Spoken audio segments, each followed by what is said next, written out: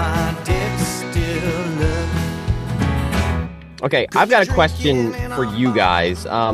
Wes, this is more for Alan because I think I almost feel like I know how your parents handled it.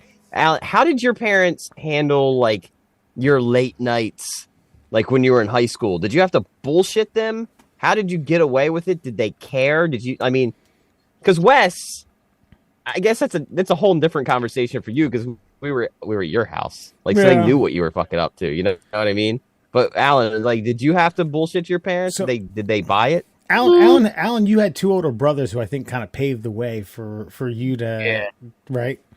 Yeah, they were worse than like they were badder than me. Like they got into more mischief than I. For a guy who's so fucking eloquent, that was great. They were badder than me. Yeah. As soon as I said it, I was like, "Yep, that's dumb." But yeah, they worked out. Like my mother's even said that. Like I think she didn't. Well, my dad was kind of just whatever. He was cool. He was like. He was indifferent, kind of. But my mom was the disciplinarian, and my mom, I think, thought that I was the worst one because I had the biggest mouth. Like, I was the most disrespectful, like, mouth-wise. Like, and so I think for a long time she was like, God, he's the worst. But then, like, thought back on it and was like, oh, yeah, nah. I mean, he wasn't. They were definitely worse. And so she, like, kind of gave me shit, but, like, I really wasn't doing anything, you know, smoke a little herb probably.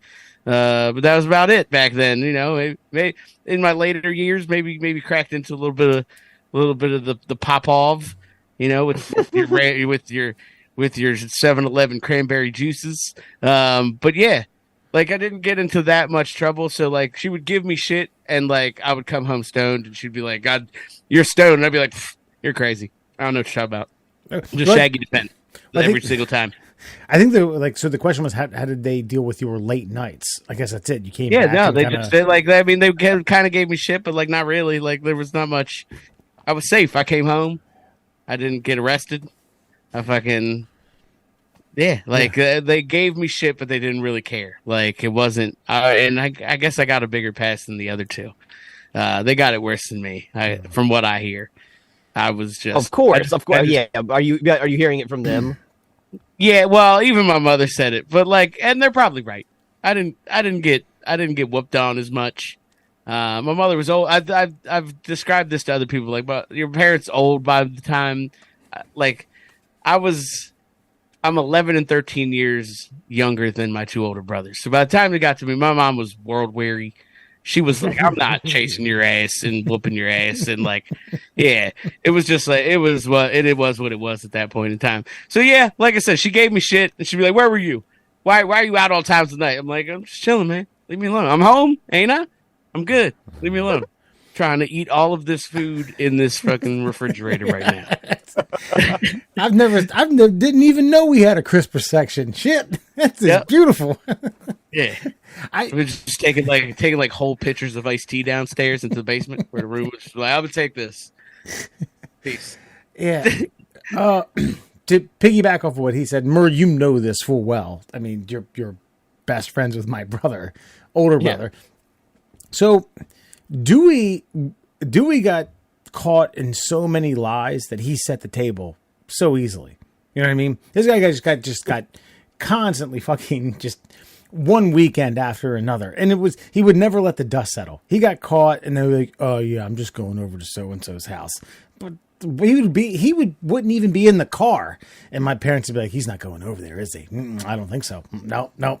And then we get caught. And see, like, I don't know, by the time I got to be that age a couple years down the road, I mean, the rules weren't really all that hard. My rules were by the time I could drive and I got, I don't know, like 17, 18, your curfew was midnight. If you didn't call us by 11 p.m. to say you were staying somewhere, it was non-negotiable. You had to come home. Like, you had to be home by midnight. But 10:59, like, hey, I'm staying at so-and-so's house. Cool, great. And I had a cell phone by that point. Like, I fucking... It was dummy proof. I couldn't, like, you had to be a total... That rule never got broken. So therefore, like, I didn't catch a lot of shit. Now, I did get caught sneaking out once or twice. I don't know, here or there, things like that. But late nights type stuff, I didn't come stumbling back all fucking shit housed or anything like that. Not really. No. Yeah, it sounds like way more diplomatic. I think this is a little, I think, a different culturally.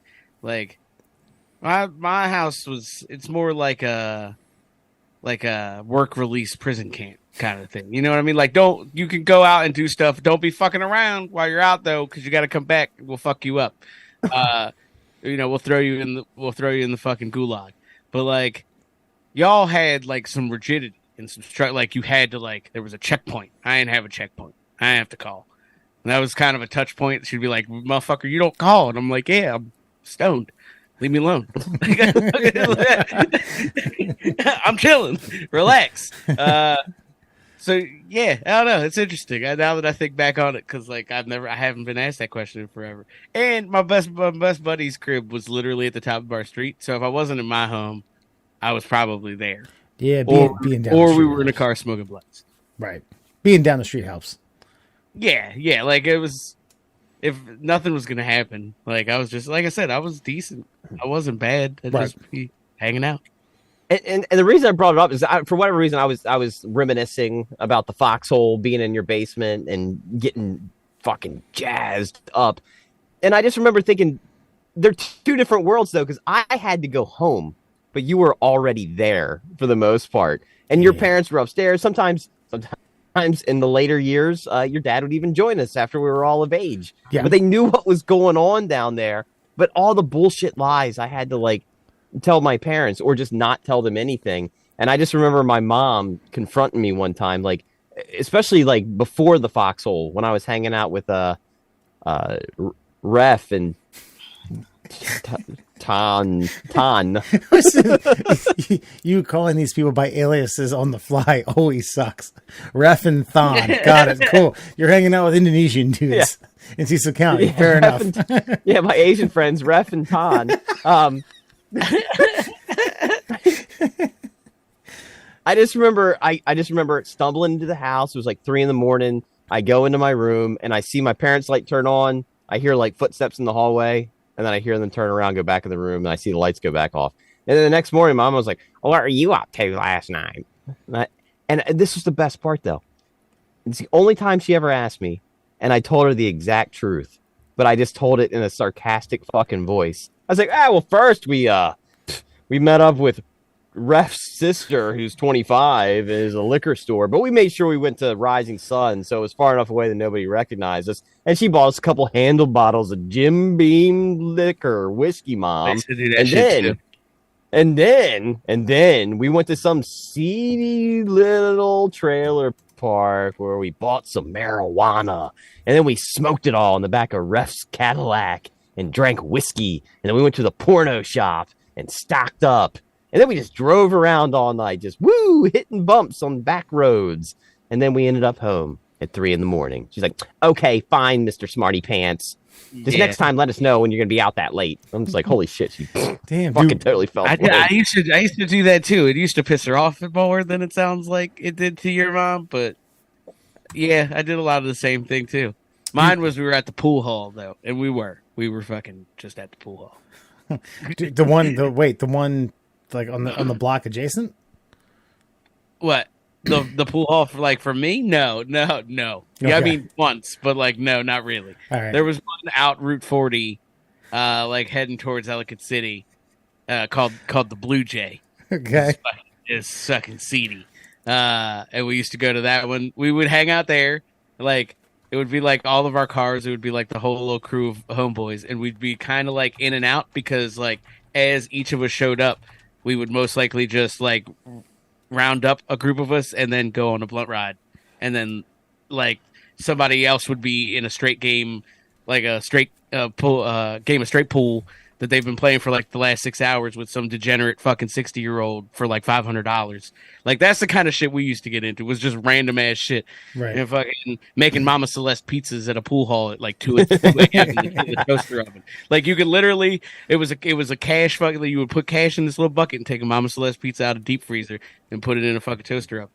And that's that was the food at the pool hall. I like to, I would like to bridge the gap here a little bit, because Alan, so Mer and I grew up in the same area, and we've talked about the differences of where you grew up versus where we grew up, and yada yada. You know, it's not like it's worlds apart. We're all friends. We can all chit chat about it, but yeah, it was different upbringing, and a good common denominator that you just brought up is this seedy ass joint on Route 40. Route 40 runs right through Baltimore City County, Harford County, and right through Cecil County. And from fucking border to border is littered with seedy ass joints. There was a place in our hometown called Ferraris. Oh, yes. Yeah. Whew. Someone got killed in Ferraris. Someone got shot and murdered. Yeah.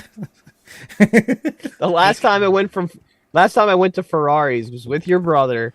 And we were sitting there. We were playing a little bit. We were playing a little bit of pool, and there was this guy there. And he's like, "Hey, you look like a soldier. Did you serve?" I was like, "Nah, man." He's like, "Well, I was in Desert Storm," and he had a mustache. And then like he's really conversing with me. And finally, your brother, who has like no social recognition skills of like what's going on around him, is like, "Hey, man, I think that guy's hitting on you." I'm like, "Really?"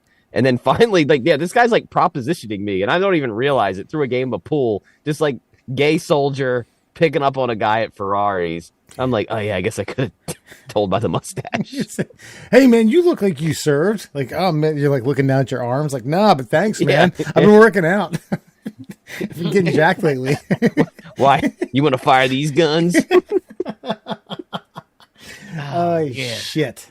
Yeah, there were two pool halls across from each other, and they got different play.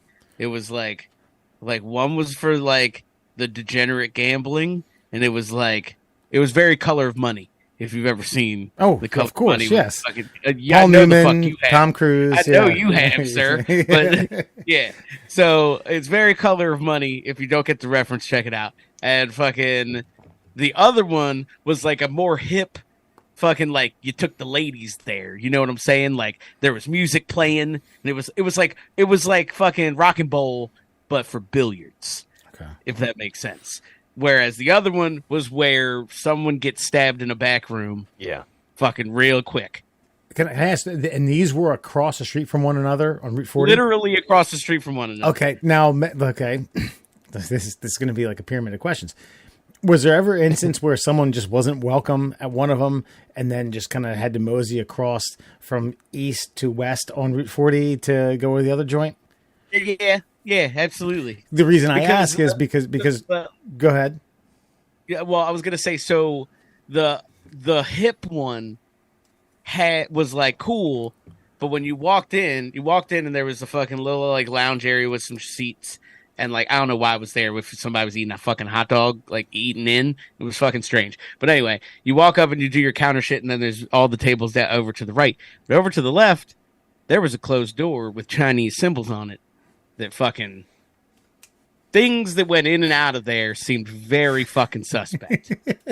You know what I mean? Like, you ever see that Always Sunny in Philadelphia where he fucking Frank starts the fucking like Russian roulette ring down in the basement? Yes. It seemed like one of those kinds of fucking jobbies. But it didn't really get the seediness of the across the street joint. So yeah, every now and then there were some things that happened, and like some degen needed to go try to win some money back and went to one end or the other. Gotcha. So for a very short-lived period, they didn't overlap for very long, but across the street from Ferraris, which was attached to a liquor store, by the way, there was a joint called Bob's Triple C's.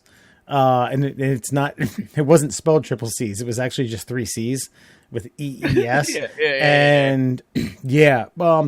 They were equally as seedy. And I think they used to have kind of like a Springfield, Shelbyville, like who can be shittier, seedier, fucking groteskier rivalry.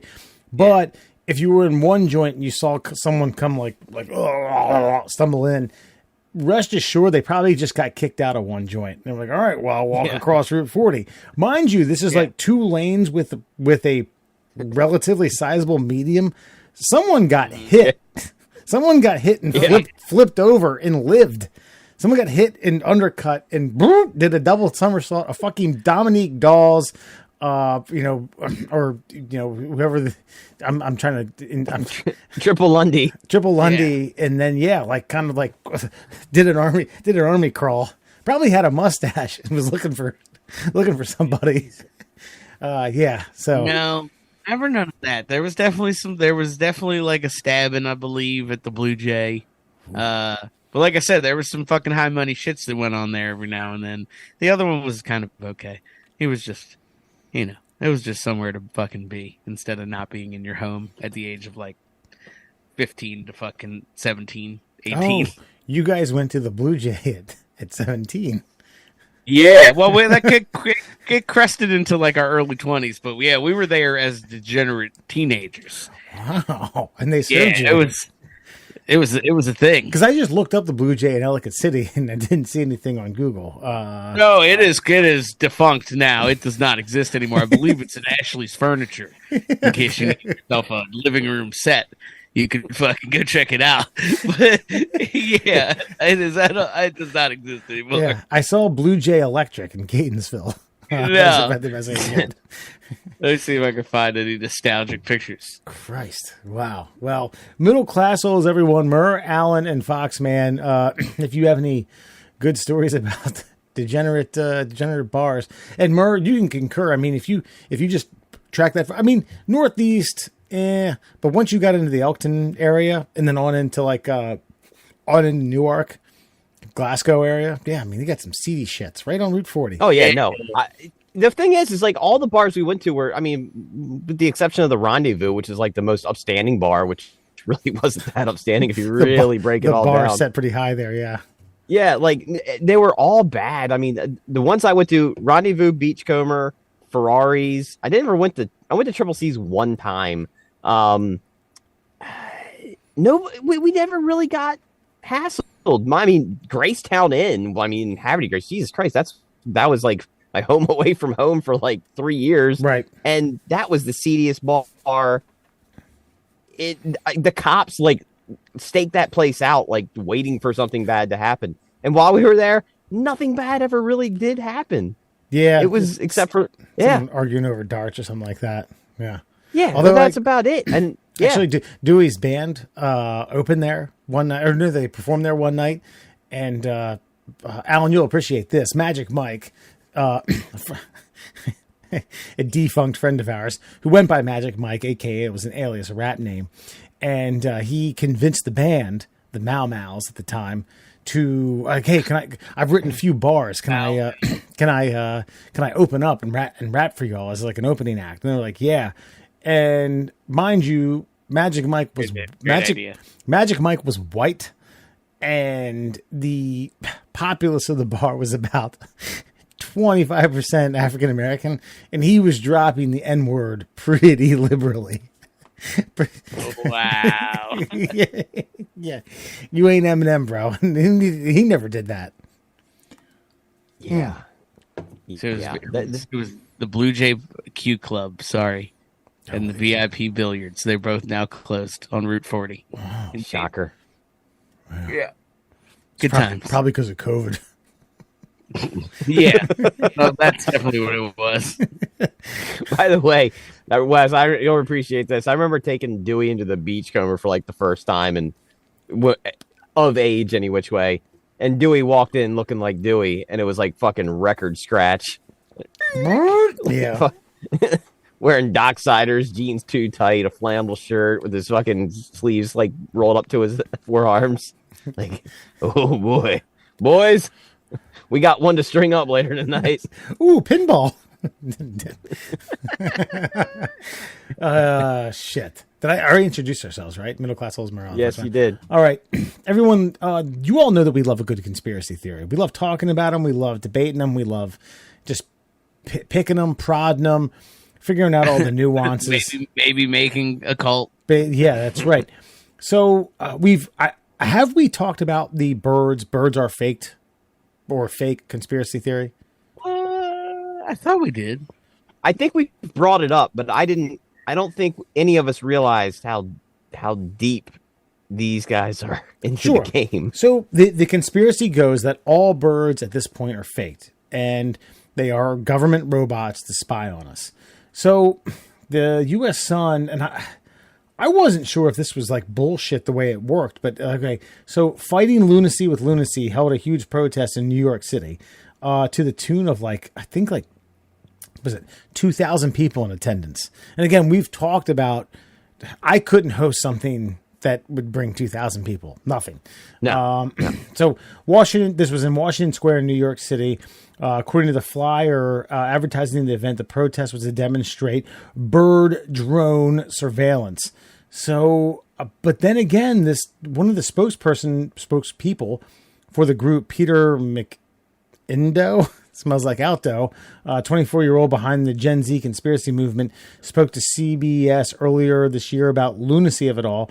Quote, "It's taking this concept of misinformation and almost building a little safe space to come together within it and laugh about it rather than be scared by it." Okay, so I read that as we made this group up to make people feel safe about the lunacy of government. Therefore, and look at what we've done. We got 2,000 people out here in fucking megaphones and drinking and sports coats, and we're talking about drone birds. I mean, people believe this shit, right? Okay. So is this guy a grifter? I think I don't know. I don't know if he speaks for all the bird people, but he was quoted in this fucking group. I mean, because this sounds like something that I respect. Like, at first I was like, this is a bunch of fucking mouth breathing hillbillies that, but then again, don't hillbillies shoot birds all the time? So when they be like, nah, they're good eating, man. Drones are delicious. Yeah. But this is like a Gen Z kind of like I think like thumbing their nose at the craziness of like misinformation at these days.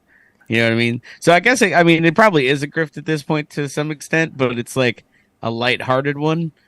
But you got to be careful who you pick up along the grifter path, because there's going to be people that believe your shit, much like the Shin Splints recovery group. There's a lot of folks on there that are like, oh, I'm going to go to this group and they're going to help me solve my real medical issue, when it's just some guy in Newark. By the way, this is this person right here is the creator of this group, and that's him with the cowboy hat and the. Oh yeah. Oh, that guy's playing the game. Yeah, 100%. Good for him. I had nothing but shitty things to say about the birds are spying on us drone people. I handed it to the guy. I tipped my cap. I tipped my beak. Yeah. No. Well, here's the thing. Are there no bird drones? Because I think there are. Are they all bird drones? No. There's still real birds that exist. There's a lot fewer though. Because, dude, when I was a kid, I remember just in my backyard, there would be like every year there'd be like hundreds, maybe even 1,000 like blackbirds that would just land in flocks and like picket worms and shit. That doesn't happen anymore. It just doesn't happen anymore. I remember I was at work and I was driving and I was like, hold on. All right, so we already got over one thing that isn't evidence of fucking bird drones. Okay, fine, fair enough.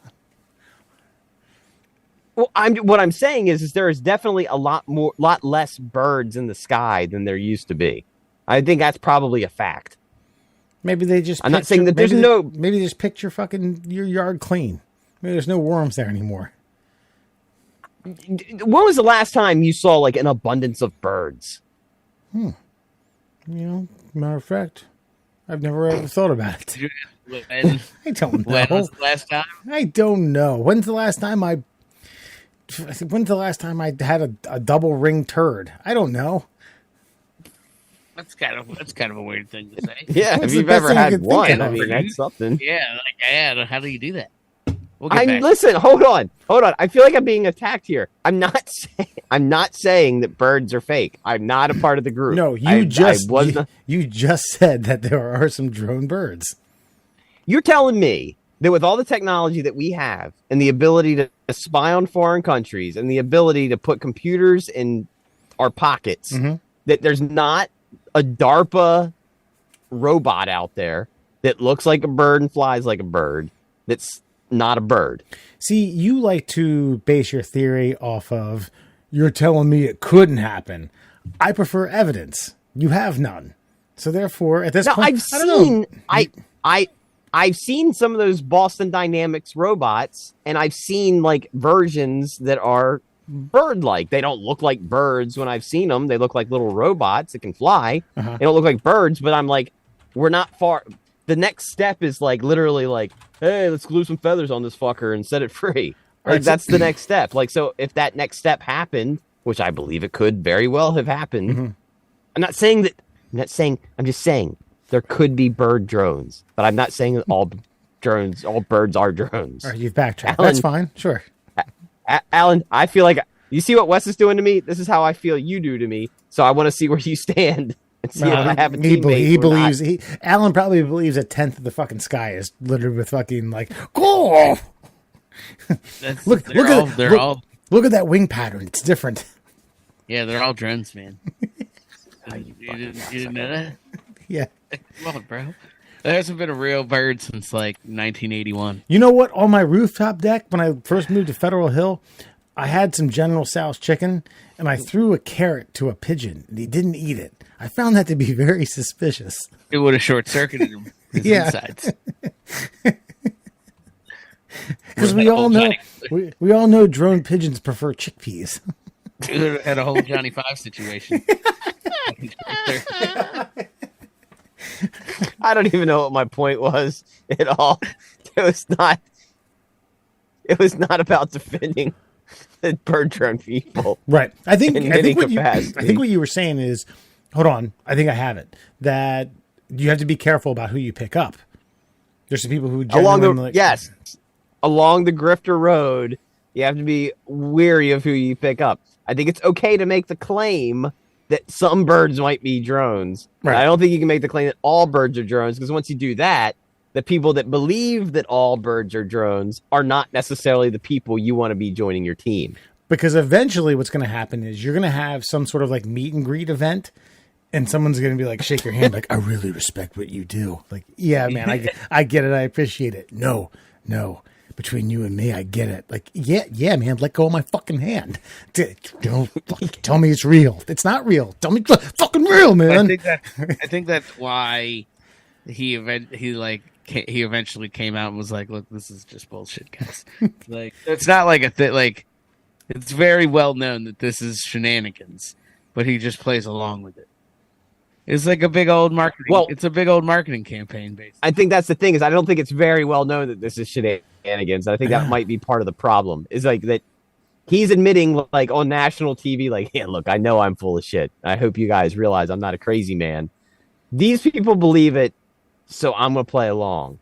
Right. But I don't think the people that believe it think he's playing along, and maybe they do now, but probably not. I think there's a minority of people who probably are like, yeah, all birds are fucking drones, but like, I think the vast majority, because it really is like a whole fucking like Gen Z thing on TikTok, like it's a fucking big joke. So like, I think the vast majority of people who are in on it are in on it. If that makes sense. Sure. But like there probably are some fucking crazies who are like, man, guy's got a point. Well, like the Storm Area 51 guys. I don't think the guys who created the event were like, no, we're really planning on storming Area 51. Then all of a sudden they were like, hey, man, we should really get in there and get those alien spacecraft. And like, oh, shit.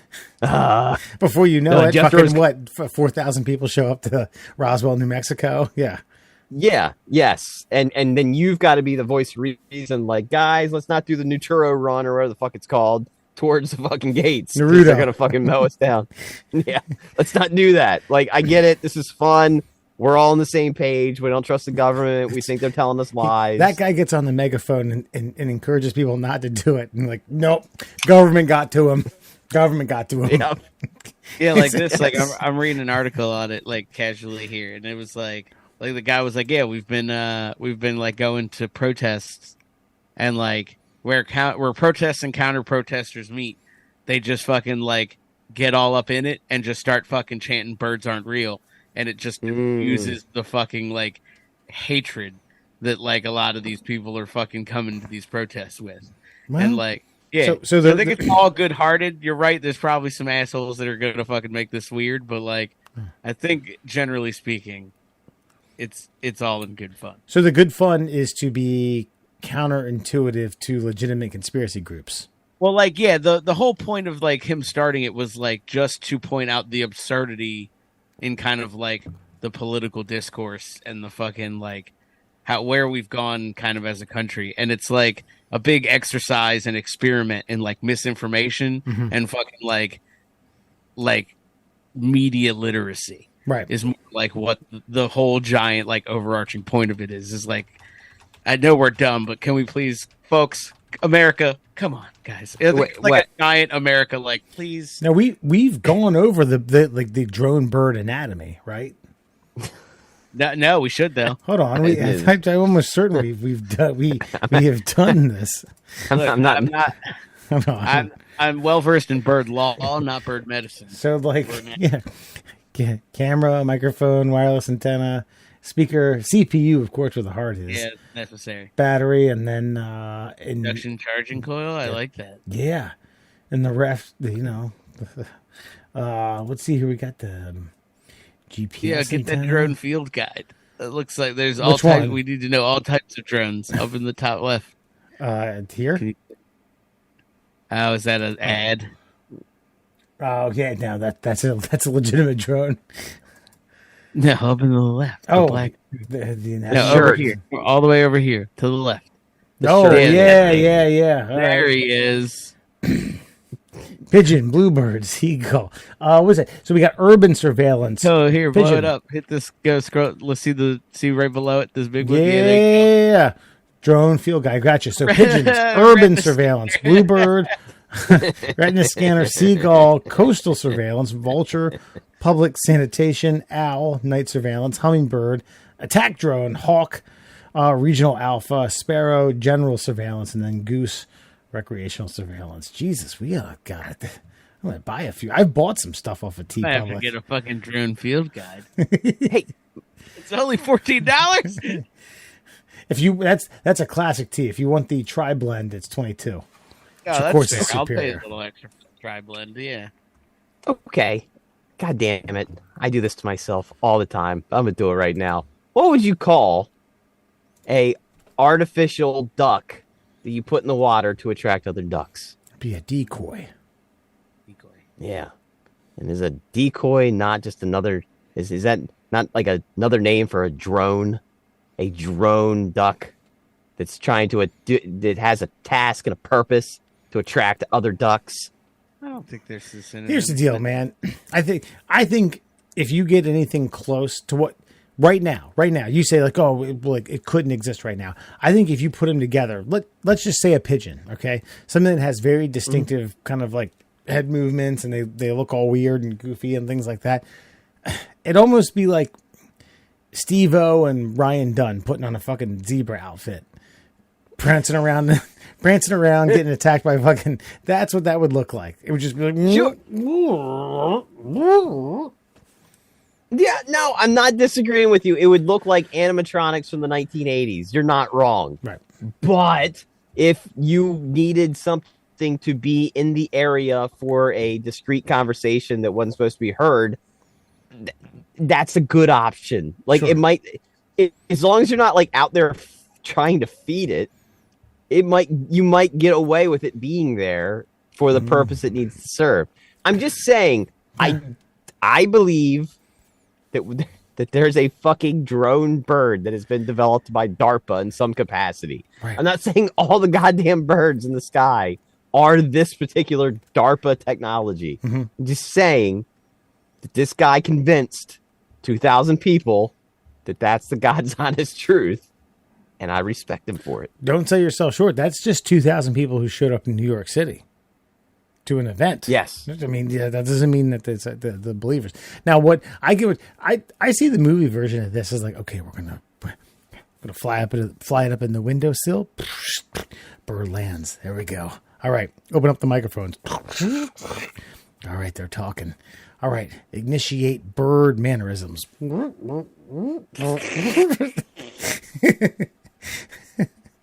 Take a dump. But not buy it. Make it shit. Make it shit. Make it poop. shit. Make it poop.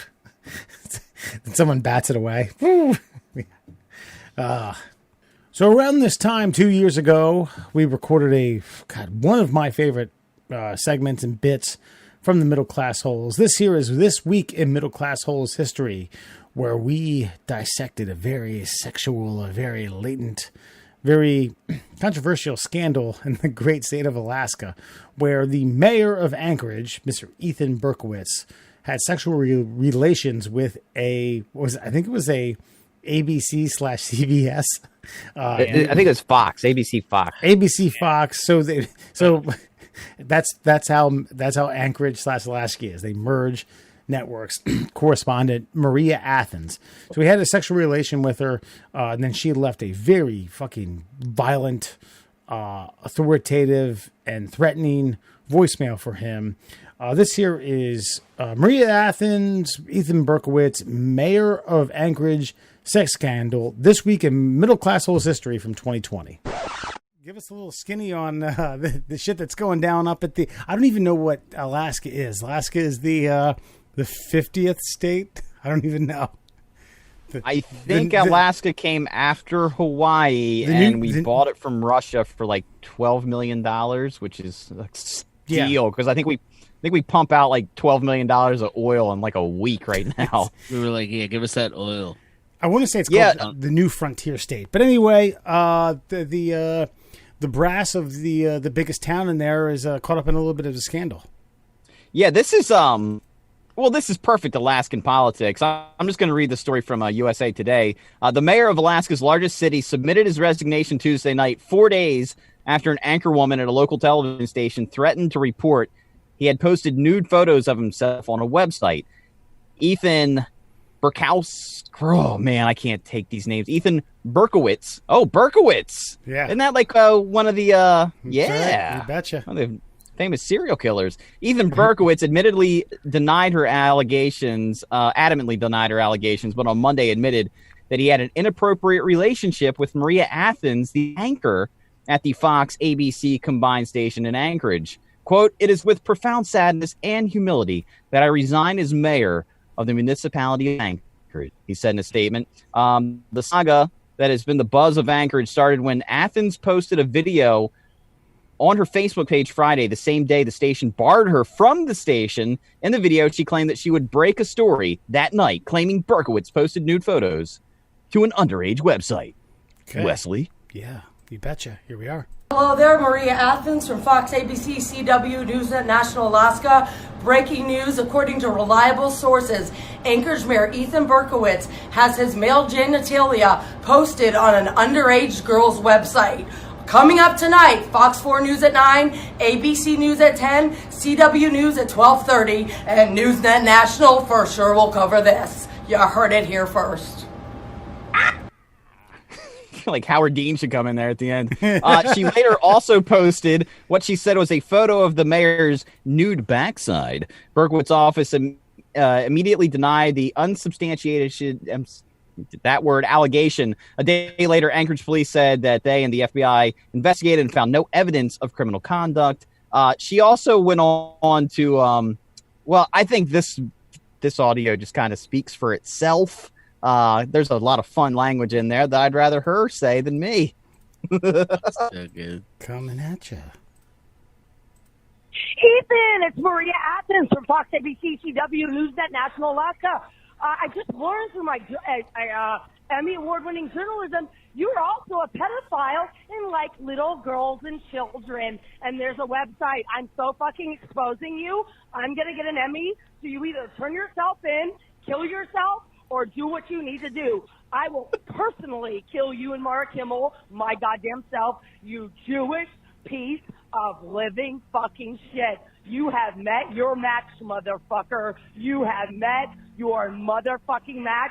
I can't believe I am such a good person and thought I loved you. I don't even hate you. I will pray for your Zionist fucking ass, you piece of shit loser. And I'm putting this on the news tonight. Bye. Have a great Friday, you motherfucker. God. I like how she throws in there of all this stuff like, I'm going to win an Emmy. that's I just need to tell you all in the midst of screaming at you about how you are a crazy Jewish piece of shit and you're a cocksucker and you expose yourself to little children and et cetera, et cetera. Oh, okay, I'm going to win an Emmy. Just so you know. Now, I know we started the show talking about equality, and I got us banned from Twitter for a short period of time for using the word cunt.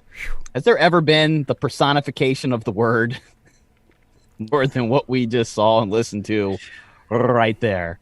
Yeah, it was pretty bad. Yeah, I don't even. I couldn't. Her facial expressions were rough to kind of take in my opinion. Yeah. I look. Bottom line is this: we are in a bad way, politically speaking. We're in a bad way. Somehow, these are the people. You know what it is? You know how like little leagues like went downhill at some point because like all the asshole parents just took over and decided that they were going to run the organization.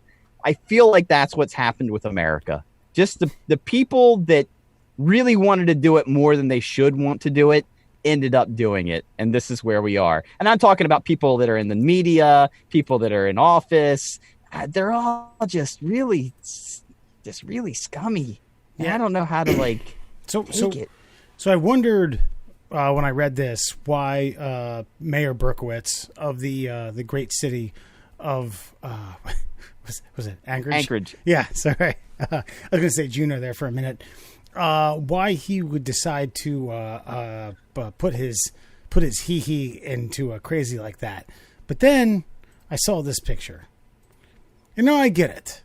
Okay, Mr. Berkowitz is 58, looks, I don't know, relatively normal. Looks like he probably was a mathlete in high school.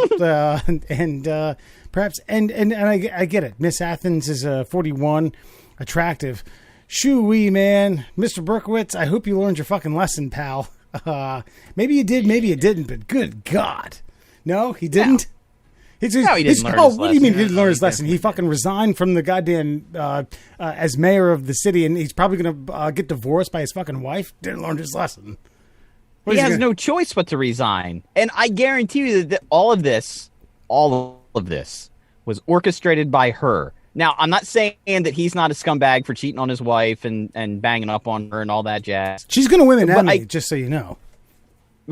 Yeah, was she going to win the Emmy before or after she killed him and his wife? Well, I just think it was based upon her discovery that he was exposing himself to young children. I don't know. That's the way I take it. I don't know. If I was to investigate, if I was the investigator on this whole matter, the first thing I would do was see who uploaded his photos to where.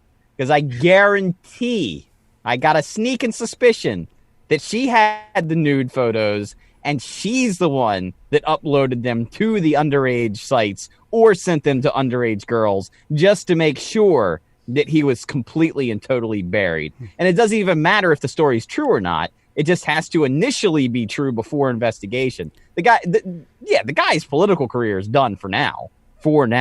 Right. We hired a crackhead twice to run Washington, D.C. Let's never forget, may God rest his soul, Marion Barry. Marion Barry. And I'm not exactly sure where the mayor of Anchorage, Lasco's professional career or political career was going to go, but I want to hear Alan's take on this. He's our representative in politics, having sex with crazy local news anchors.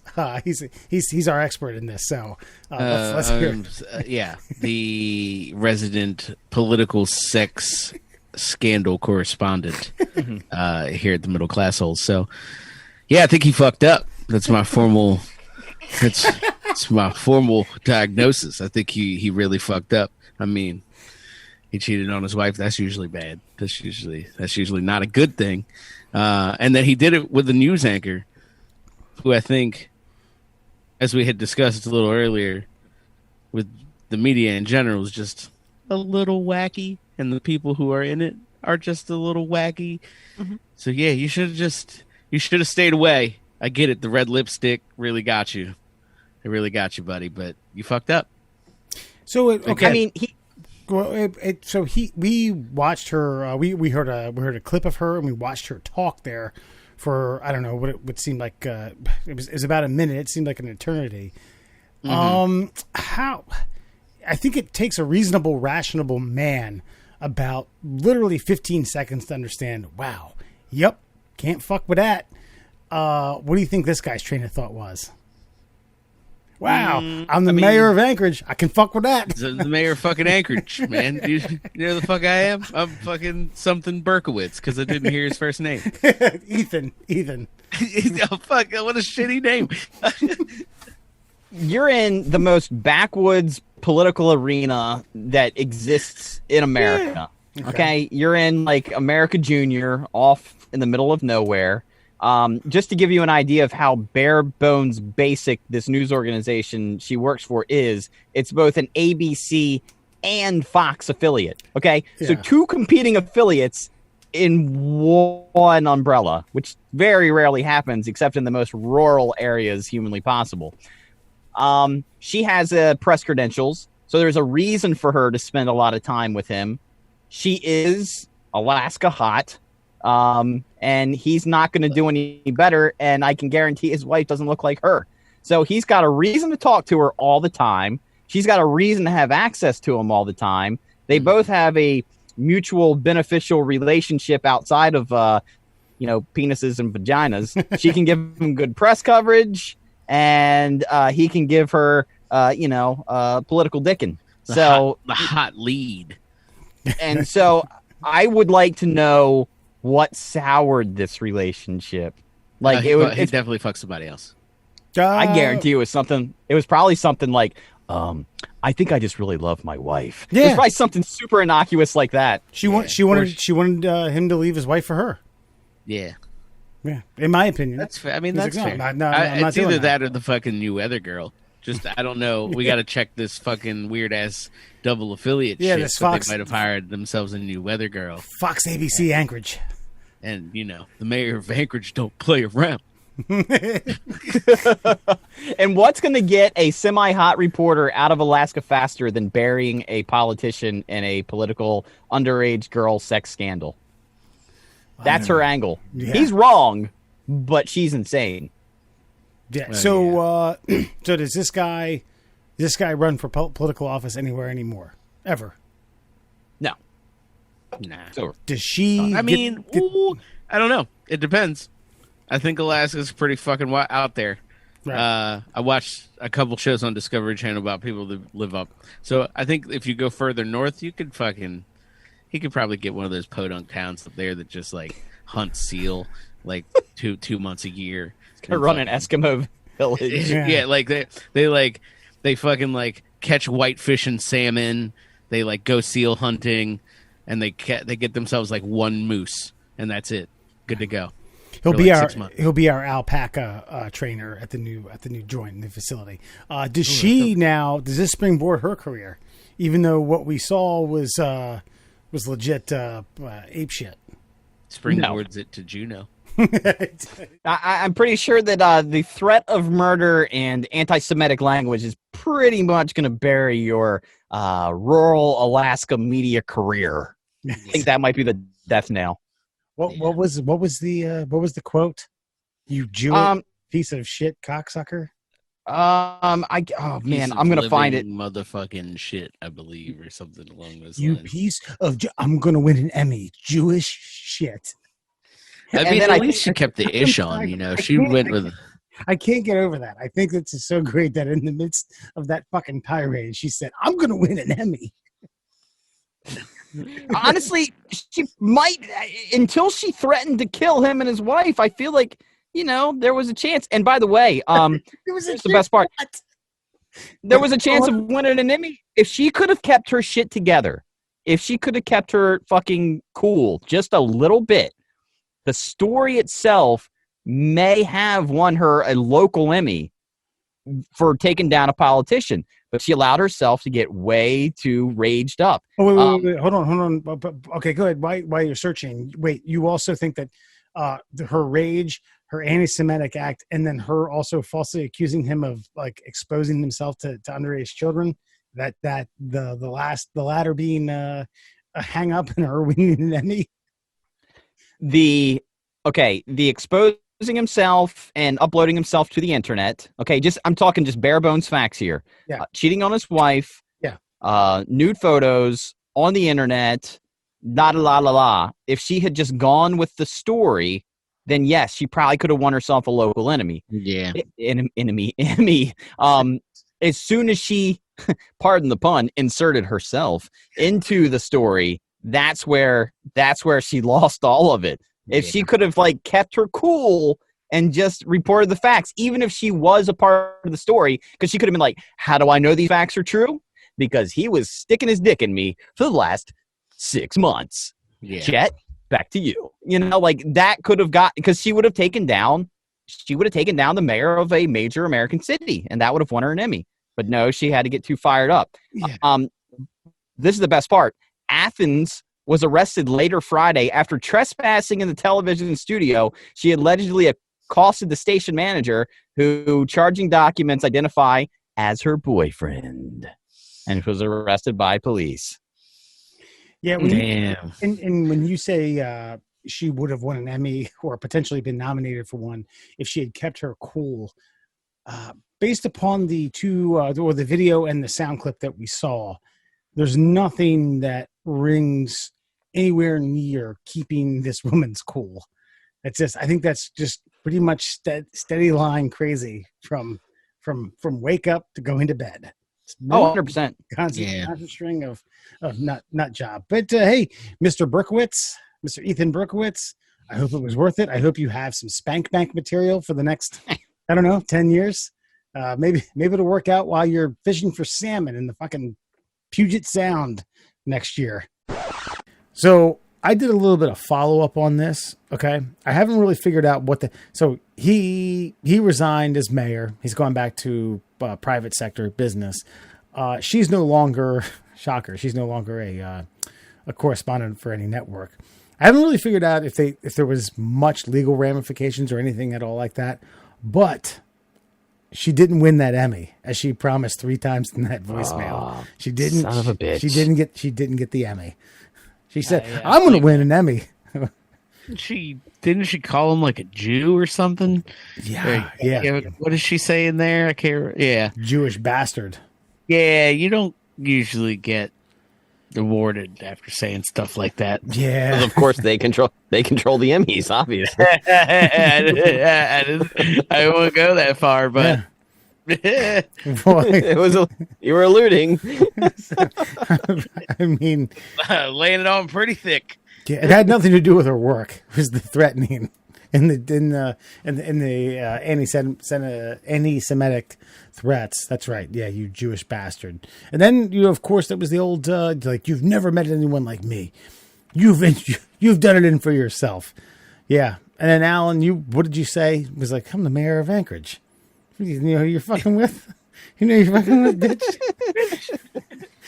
You know how much seal meat I can get for you? Man, there is nothing that makes a woman less attractive than a fucking deep Alaskan accent, man. Yeah.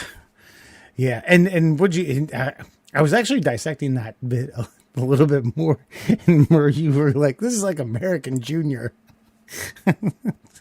Like the Wild West. Us here in the Union don't understand how crazy it is up there. It's the wild Northwest, man. Like, I don't even know what the gun laws are up there. The only gun law I know they have in Alaska is you can't shoot a moose from your car, which to me makes no sense. So you just have to get out of your place. You have to get out of your car to shoot it. Yeah, like if you're driving down the road and you see a moose, you can't just like shoot it from your window. You actually have to like park the car, get out, take a stance. If they catch you, like, oop, I don't know how they figure it out. Like, I mean, they've got moose detectives in Alaska. So it's just a different set of problems that we don't understand. Listen to this short blurb about Alaska's fire. I just typed in gun laws, Alaska. This is Alaska is a shall issue permitless carry state. I have a feeling that's legalese for we just give guns away. There is no firearms registration, no permits required for purchase of firearms, no background check required to buy a handgun from a private individual. Open carry is legal in Alaska for any person who is legally allowed to possess a firearm. So yeah, they're just like, whatever, man. Carry Yeah. guns. We got fucking bears. Please carry guns. Like, Yeah, look, I would definitely carry guns. that seems. So I feel like I stand like uncorrected that like only firearm law in Alaska is you can't shoot a moose from your car. It does seem pretty loose. And actually, I don't know. As I was thinking about what you said about the whole moose thing, they might be able to tell. There's some sort of weird forensics thing. They could tell that you were moving in your car. Like, oh, it just passed through this here at this trajectory and went through these vital organs. Were you driving? No. Tell us the truth. No. Tell us the fucking truth. Yes, I was driving. I couldn't stop. He was running. I couldn't get out of my car fast enough. I think they know. They take that shit seriously. Yeah. Watch a lot of the Alaska shows on fucking Nat Geo. Yeah. Go. Yeah, that's where I know it from. Is like one of those like Alaskan bush sheriff. Yeah. They drive down like one road for 100 miles, and then like they just try to arrest drunk drivers and moose shooters. Yeah. And Tons of drunk drivers. I meant to like point this out. So Ethan Berkowitz. So we okay. So Ethan Berkowitz cheated on his wife with this Fox ABC, whatever, correspondent. And so this is Ethan Berkowitz, and this is the woman that he... I get it, okay? There's his wife. There's Maria Athens. Still not right, but Christ, he probably had an interview, and she was like, ooh, mayor of Anchorage? Yeah, mayor of Anchorage. Can you go back to that for a second? Sure, which, that photo? That cluster of photos. Okay. Because, okay. Oh, this the one right here? second- Yeah. Ew. Is that wait, what's her comment? That's from Facebook. It says, Hey, baby, check it So- out. Nice try, damage control. Certainly, First Lady Killer Mara Kimmel can confirm this is her husband's hairy ass in the bathroom tiles. I like to think that he was just trying to have her check out his back knee. So, do I got any pimples you could fucking pop or something? Do you have a bald spot back here? My head. Yeah, like a weird or suspicious freckle. No, just fucking Wait, hairy ass. so wait, hold on. You're telling me that she didn't win the Emmy? God, no Emmys, no Emmys. And she said it 3 times. I went back and checked. She was pretty sure of herself at that point. Maria Athens was, she was pretty confident Yeah, that she had an Emmy in the bag by outing the Anchorage mayor for giving him a reach round. it's right. She plumped the hairy ass in her fucking gut. Look at Yeah. that.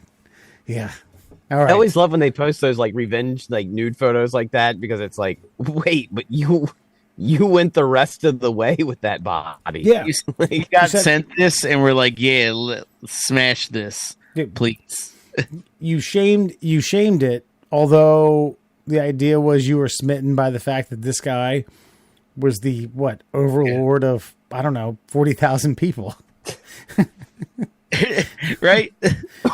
Like I said that to you, and you were like, "Yeah, look at that butt," and then now you're trying to say it's some kind of disgusting hairy ass. Fuck you. Dude, take a picture of every hairy ass in fucking Anchorage. Aren't all those motherfuckers hairy? Whatever. True. Oh, here's a good one. Hold on, real quick. There we go. Jesus. Look. The I mean, that one that's just a bad pause, but her like fucking eyebrows or something. Yeah. she's got crazy written all over. Let's be honest. Touche. I mean, Ethan Berkowitz doesn't necessarily ooze sanity. That's a fair point. He looks like an Alaska mayor. Look at him. Now he's what did you say? Now he's like pulling bingo cards at a VFW. Perhaps. Perhaps. All right. Let's expand. Let's get away from Anchorage and the great state of Alaska. Let's get back to sanity here and expand our minds. Fun Fact Friday. That's right, my friends. Time to give you 5 fun facts to fill your brains on a Friday afternoon, morning, evening, Saturday morning, whatever. Whenever you're listening to this, let's get to it. Fun Fact Friday, brought to you, of course, by the Shin Splints Recovery Group. I have a feeling that the Shin Splints Recovery Group and the Birds Are All Drones Group have a lot in common with each other. Maybe they could team up. Have a Shin Splints Drone Pigeon Recovery Group that you can visit on Facebook. Of course, if you have any pain below your knee or above your ankle, visit the Shin Splints Recovery Group on Facebook. Let's get to it. OMG facts. Did you know giraffes can't yawn? Damn. Or maybe they just don't get tired. Are they physically incapable of yawning? What is a yawn? Do we actually have scientific evidence of what a yawn is? Yawn means you're trying to get oxygen to your brain. Yeah.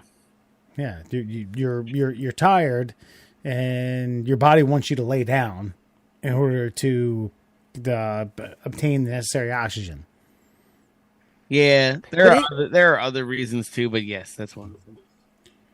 But so what's the science behind yawning though? Because isn't a yawn like a out? Is it because you expel all the air in your lungs? You're gonna then recoil and take a deep breath. Well, you do take a deep breath, I think, before you yawn. Yeah. Yeah, right before you yawn. Yeah, like your yawn really is your big inhale, is it not? And then you. I feel like I'm defective then because I feel like I yawn it out and then I have to suck it in because like there's nothing left in me. Maybe you're a drone giraffe. Maybe you're a fucking drone giraffe. Yeah, I don't think that's how those things work. Let me ask you this. What's more plausible, a drone bird or a drone giraffe? It's got to be bird. I mean, Chris, you think it's something like 30 feet fucking tall, like clutzing around here? Yeah, I know, but there's no use for a drone giraffe because it's out in the middle of fucking nowhere. But to me, a drone giraffe is actually more plausible because it's bigger and the technology would be more easily fit inside like such a ginormous like husk. Maybe you're like catching poachers. Ooh, that's a good one. See that? Yeah, I do know that speaking of the Alaska bush cops, they set up drone. They set up drone. This is how I know about this. Thank God. Okay. Full circle here. They actually set up drone moose and they take, like a field camera, they take pictures of the people that shoot it and then they go arrest them if they shoot it from their cars. Okay. So, giraffes don't yawn because of the great distance between the head and their heart and lungs. They have special adaptations for breathing and blood circulation. So they're just efficient at moving oxygen through their body. That's right. Blood. Yeah.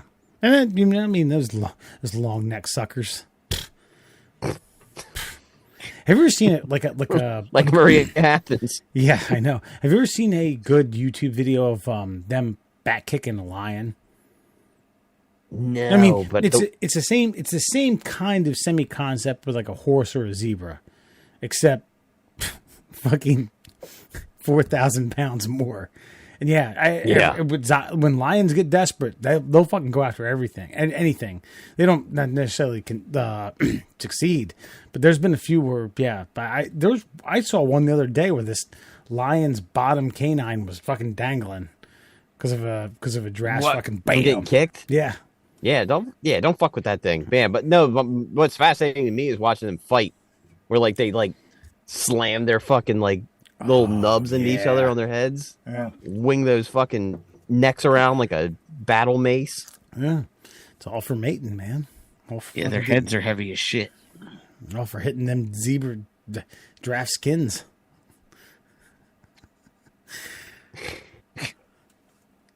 Did you know?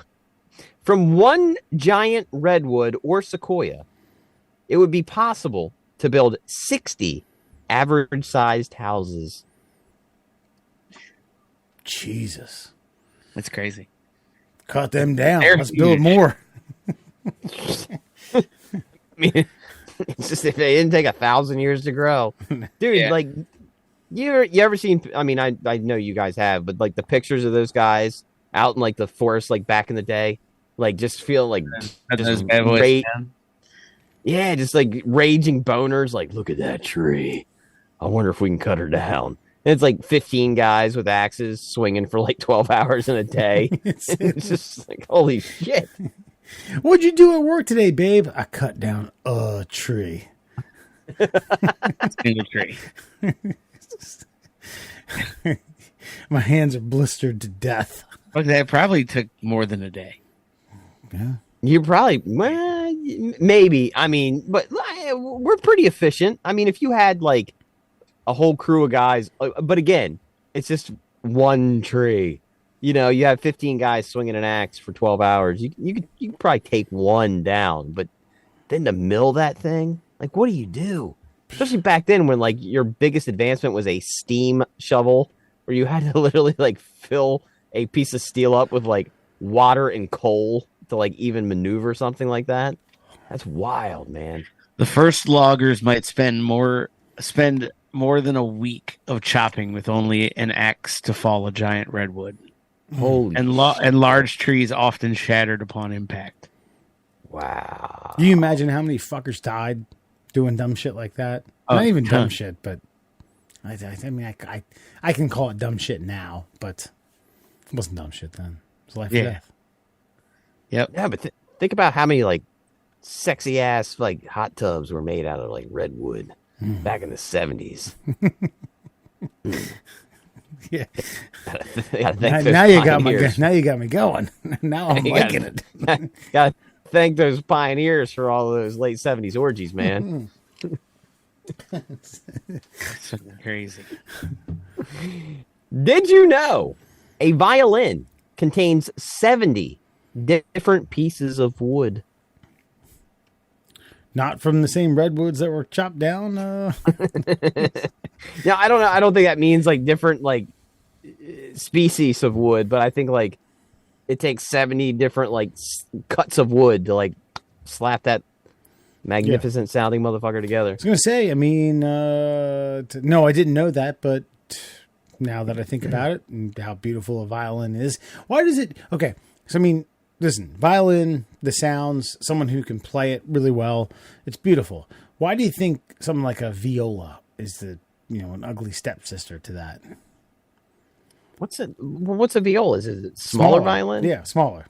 Yeah.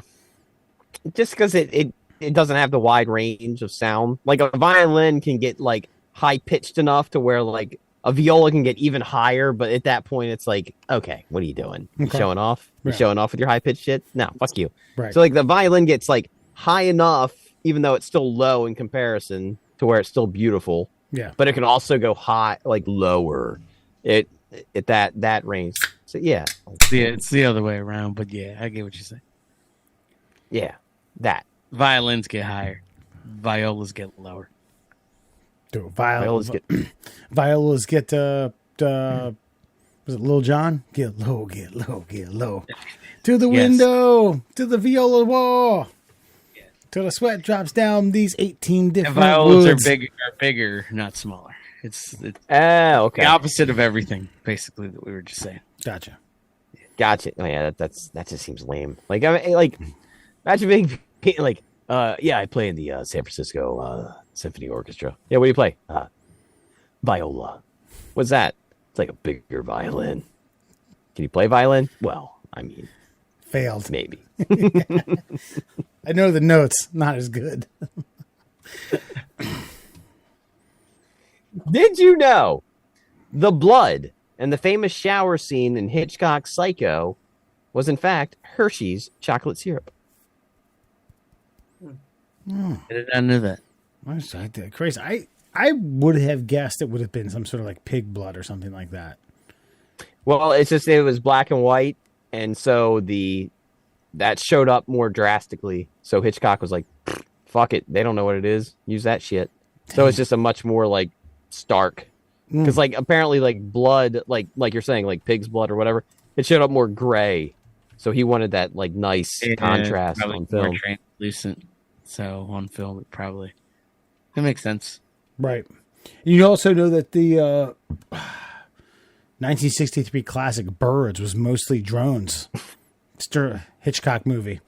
Yeah. Heard that. Yeah, I've heard that as well. There's real blood in that, though. Real bird blood. Real bird blood, which is oil because they're robots. Sorry, dude. I don't mean to fucking rub salt, but you teed that up so good. It was. I heard Hitchcock, and I was like, birds. For the fucking record, I just want to say, I believe birds still exist. I believe they're plentiful. I believe they're not as plentiful as they were in my youth. But I believe also that DARPA has created a drone bird because it would make sense Right. to hide amongst the remaining birds that are alive in the current era. But for the 1963 classic, I mean, you weren't going to get too many volatile birds. Obviously, you had to substitute some angry drones. Yes. Maybe a couple marionettes in there. It's fine. Right. I appreciate and some viola players for background music. And that, my friends, is your Fun Fact Friday. Oh, I'm sorry. I'm getting carried away here. All right. This here is Murr's selection for good, bad movie reviews. This is a early 90s classic. I enjoy it. I watched some clips, and I realized I forgot how much I liked it. So, Murr, without further ado, take her away. Good, bad movie review. All right. Well, it was my turn, so I decided to go with Now, Bill and Ted's Excellent Adventure is obviously the childhood classic, but they made a sequel because Bill and Ted's Excellent Adventure was kind of like a out of nowhere success film. So at that time, you had to make a sequel. So actually, what I did was because I was kind of struggling to kind of figure out what movie, I said, all right, what movies have a bad Rotten Tomatoes score yet are still considered good movies by the people who actually watched them? So I went with Bill and Ted's Bogus Journey. And I got to tell you, man, I watched the whole thing and there was no point where I was like disappointed that I was watching this particular movie. Now, from a movie critic standpoint, I can understand, like, as a standalone, it wouldn't work. This would not work as a standalone movie. Right. It had to exist in the world where Bill and Ted's Excellent Adventure existed. Alan, have you ever seen Bill and Ted's Bogus Journey? Yes, fucking ages ago. I did not have time to catch up on it. But I remember. Did you see it? Did they have it on at Blue Jays?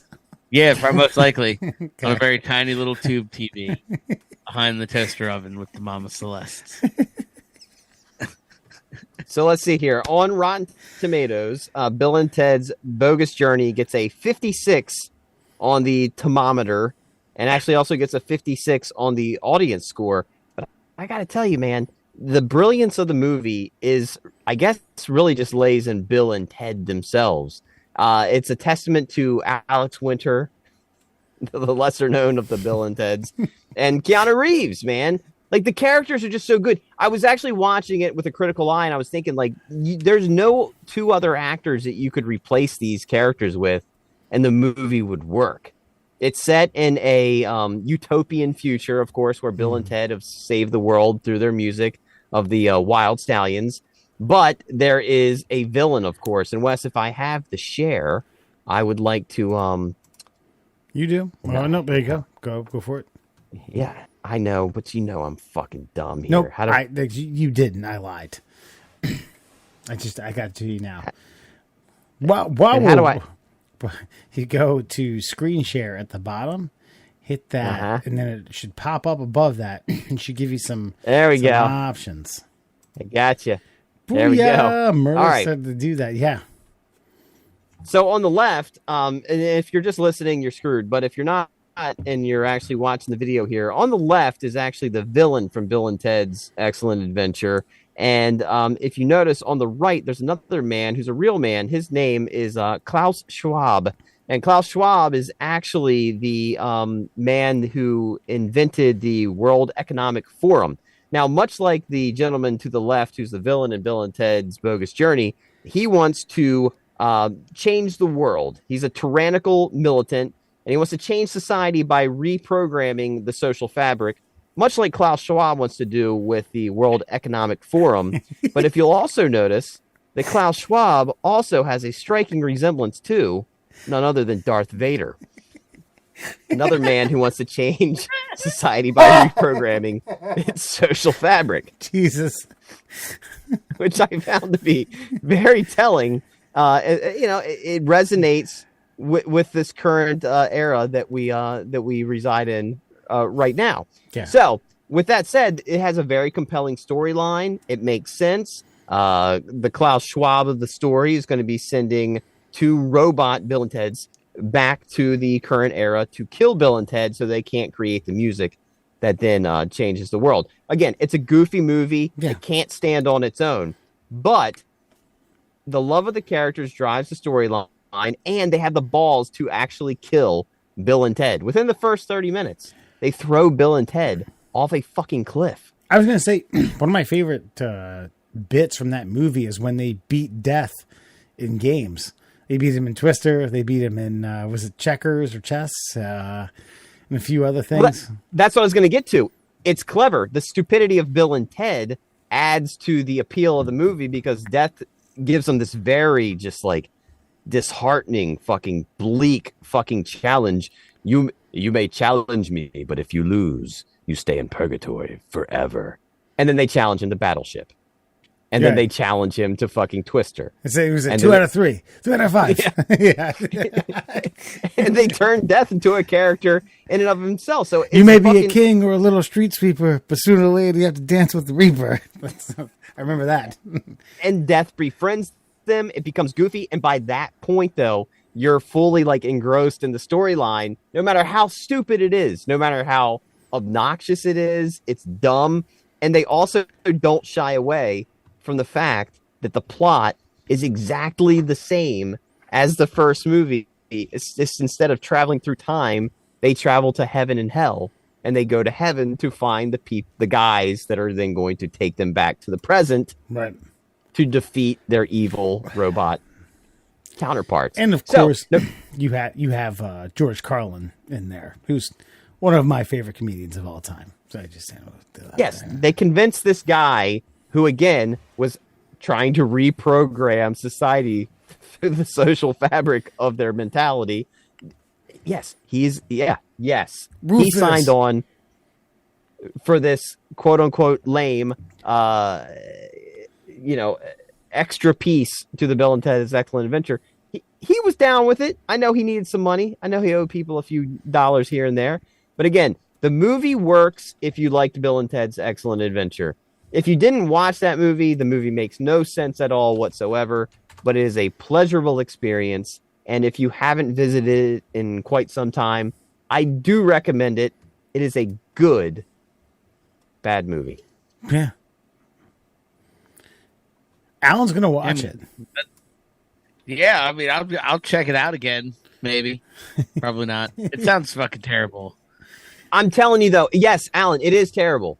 But the Bill and Ted are so good at being Bill and Ted that all of the nonsense that is the movie is kind of washed away. You're rooting for these characters, and I feel like that's what makes a good movie, is if you can root for the characters, no matter how flawed they are, no matter how idiotic they are, if you have a soft spot in your heart for what they're trying to accomplish, you'll enjoy the nonsense that surrounds them. I was just like going through some of the characters on IMDb. I came across, was it Amy? Well, whatever her character was, but it's Bill's hot stepmom. Well, now it's Ted's hot stepmom. She kept switching. Yeah. In the original film, she was Bill's stepmom, who they went to high school with. They were freshmen when she was a senior. Right. And then she divorces Bill's dad and marries Ted's dad. But she's also throwing eyes at some other people on the movie. Yeah. No. Sounds like a humdinger. I've seen both. I saw both of them in theaters, by the way. My dad liked it. Wow. Yeah. The old man. Yeah, my dad liked them too. And that I think that, and when I was a kid, you couldn't just get a movie here and there. Like, movies were like, they had more weight. There were less of them. They were less accessible. So you had to and maybe that's what it is too, is you had to enjoy them because you had no choice. That's right. Spend a little money, get a little popcorn, get your hands greasy. And by that point, I think they had already made the cartoon. So they were fully invested in the Bill and Ted adventures. Shit. Yeah. And Keanu Reeves was moving on to Point Break, and what's his face was moving on to things. Alex Winter. Well, you got to remember, he was in Lost Boys. That's right. Yeah. And Bill and Ted's Excellent. Yeah. Yeah. And That was Bill and before Ted's that. Excellent Adventure. And he was also in Bill and Ted's Bogus Journey. And then he was in Popeye's Chicken, I'm sure, at some point. An ad or the Maybe a Home movie? Depot. Blockbuster In the behind the chicken. behind the counter. No, fryer section. Yeah. This is, was it Ted Theodore Logan coming to you live from the Blue Jay on Route 40.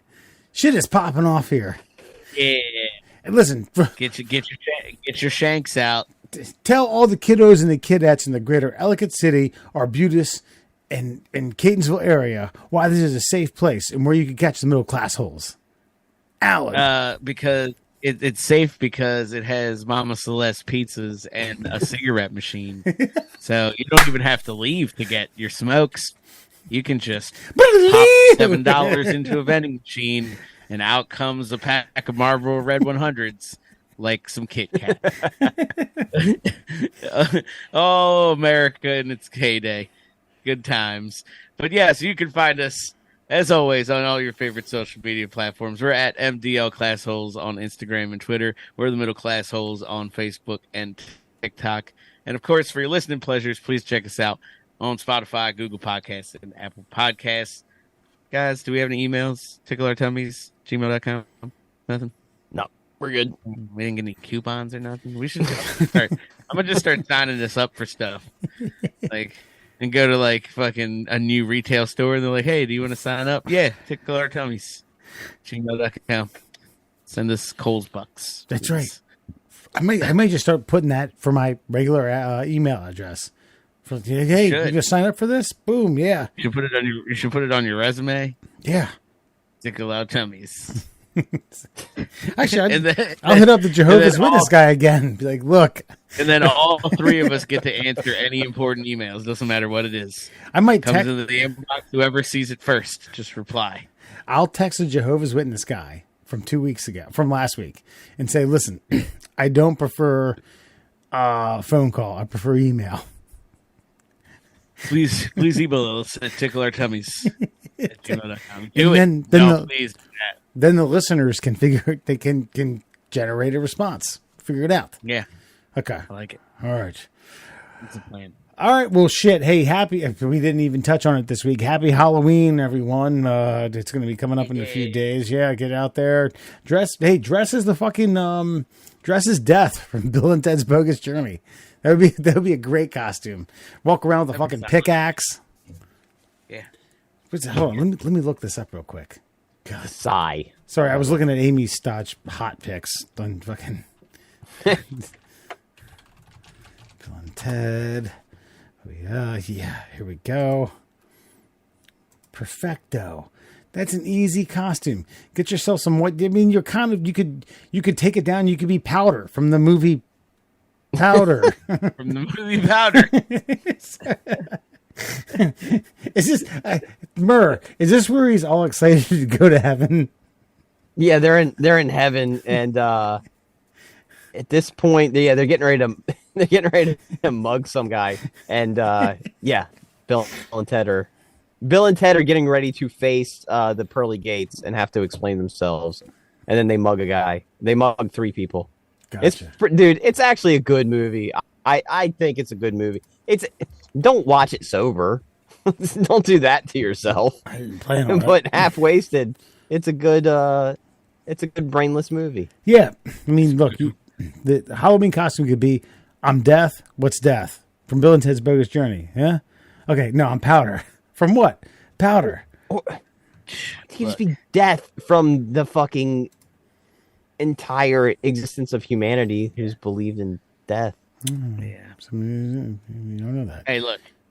It's better than Chairman of the Board, I'm sure. So Yes, 100%. Worlds above Chairman of the Board. Chairman of the Board is unwatchable. Bill and Ted's Bogus Journey is unwatchable. is actually watchable even on a good day. Right. Hey, so Murr, next week, since we've been doing this for 2 years, and we are weirdly tracking your son's Halloween candy gathering. Let us know how next week goes, okay? Oh, you got it. All right. We know Kit Kat counts. We know fucking bullshit, fucking candy apples. I'll weigh it. I will weigh it. I'd actually prefer it if you kind of input all of that raw data into some sort of Excel sheet and make up a graph of like what kinds of candies, how many candies. Yeah, that'd be nice. Yeah. I've been taking him to a runners club on Sundays, so he's got better legs on him now. So we're probably gonna clean it up this year. Nice. You should start at different ends. You should just be a kid. Shave. Like, hi, I'm Andrew Murr's son, William. Me. Well, for 3 years now, he's been Mario. And this year, he's switching it up. Wario? Luigi. Good for him. Good for him. Creative. I like it. Yeah. You should be the princess. Really branching out. Yeah. Yeah. You should be princess and Maria should be Toadstool. That's gonna go with that, actually. Or you should be Waluigi and you should just terrorize him all day. I don't like Luigi, man. That guy fucking creeps me out, man. Nobody does. Yeah. Luigi's probably the fucking like chairman of the Birds or Drones Club. May I ask, why did he be all of a sudden be like, you know what, I'm just like, I've been Mario, I want to be Luigi now? I don't fucking know. I can't get in that kid's head, playing man. Luigi's Mansion. Yeah. No, he hasn't. I don't know. I don't know. I think he realizes like 3 years in a row, 4 years in a row would be pretty lame. So Right. it's like, oh, how can I really like expand this? How can I get I know my brand? Luigi. I know Luigi. What? And how old is he now? 8. He just turned 8. 8 next year. See if it'll just be just a regular plumber, not Italian.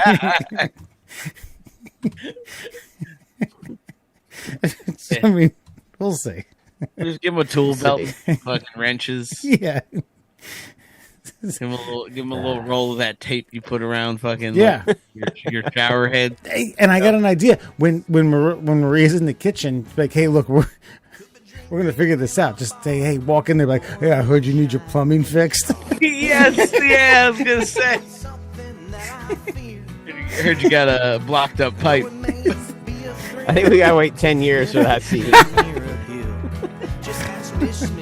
All right, folks, we're done. Happy Halloween. Enjoy your evening. Most every day, I always seem to find myself late. Might be on as fuck, I'm still riding like a pup. I fell down, but my dick's still up.